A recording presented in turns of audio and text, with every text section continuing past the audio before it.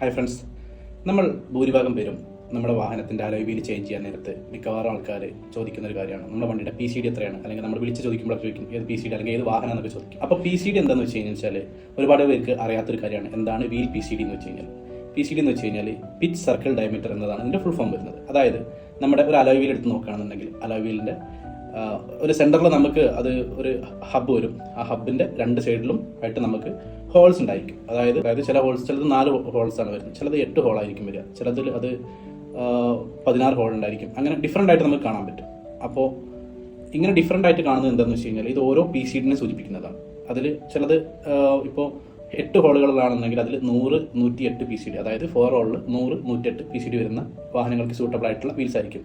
അതുപോലെ തന്നെ ഇനി നിങ്ങൾ അതിന് പകരം 10 ഹോൾ കാണുന്നതാണെന്നുണ്ടെങ്കിൽ അത് 5x114 അല്ലെങ്കിൽ 112 PCD വരുന്ന വാഹനങ്ങൾക്ക് സൂട്ടബിൾ ആവുന്ന വീൽസുകളായിരിക്കും. നമ്മുടെ ഈ അലോയ് വീലിൽ കാണുന്ന ഹോൾസിൻ്റെ ഡയമീറ്റർ, ആ ഡയമീറ്റർ എത്ര ആണോ അതായിരിക്കും ആ വീലിൻ്റെ PCD.